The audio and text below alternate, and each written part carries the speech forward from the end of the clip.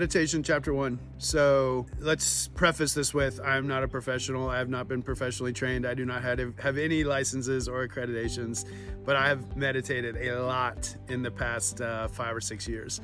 So I discovered it, someone recommended a book. Our good friends in Richmond recommended a book, 10% Happier. I think it sat on my nightstand for like years. And I finally picked it up and I read it. And I'd love for anyone watching this to read it. It's fantastic, but the answer is meditation. Meditation makes you 10% happier. Dan Harris found that meditation makes him 10% happier. So I thought that I had some problems that might be able to be solved with meditation. I'd had anxiety my whole entire life. Not so much insecurities. I know a lot of people do struggle with insecurities, and I think meditation's really good for insecurities, but mine was more on like kind of stress, high strung, anxiety. I had big goals. I wanted to hit them. I had the ability to turn like something that happened at work into, hey, you're gonna lose that deal, you're gonna lose that job, you're gonna lose all your money, you're not gonna retire well.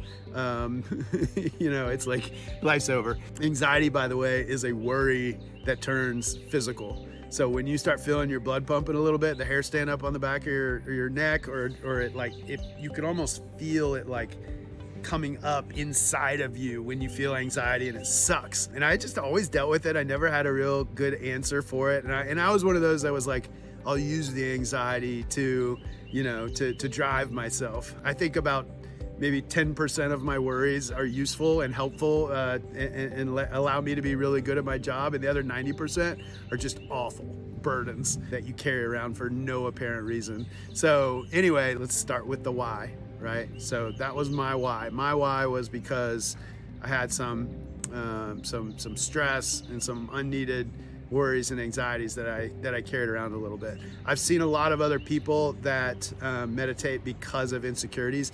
When I think of insecurities, it means you are living for someone else other than yourself. You have to prove yourself to someone. You have to beat someone. You have to, prove to your parents, prove to the people that said you couldn't do it, like small man's disease, all that sort of stuff. And I think meditation could be a really good solution for that as well. But I'll rewind my story a little bit. So I think about 7 years ago, some good friends of ours in Richmond recommended the book, maybe even gave us the book.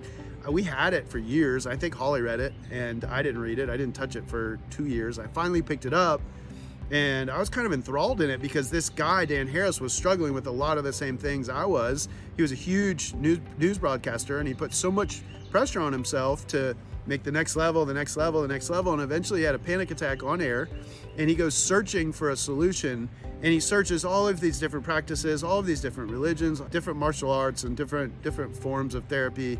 And what he settled on, and this is where the book title comes from, Meditation Makes Me 10% Happier. Just a simple art of meditation makes me 10% happier.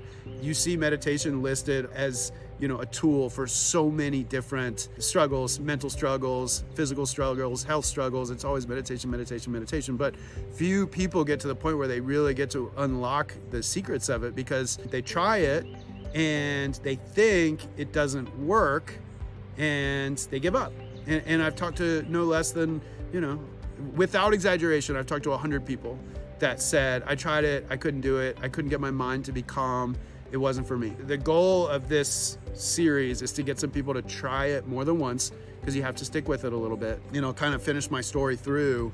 I'm to a point now where I've been meditating for 5 years, and I don't think anyone would describe me as a stressful, high-strung person. And for the most part, like, stuff can go wrong, and it does not get to me. I do not deal with that much anxiety at all, far less anxiety. I'm also super aware when someone else is driving my ship. If I'm giving actions or answers to impress someone, I'm like, I'm onto it. I know. The other little voice is telling me, hey, you're doing that. Like, who are you listening to? Who are you trying to impress? You only have to impress yourself, and you only have to take care of your family, and that's it. So it's been a godsend, really. And next video, we'll get into like the nuts and the bolts of why it works, what it does. And then hopefully on video 3, like, I'm gonna challenge y'all to give it a shot. And you better give it a shot more than once, because that first time's gonna be hell. It's supposed to be hell. I have times now, 5 years later, where it is a brutal battle, and I can't get my mind to calm down for a split second, but that means it's working for me. So we're gonna get into all of that. Appreciate all the interest that people showed in this, so I'll keep them coming. Let's go.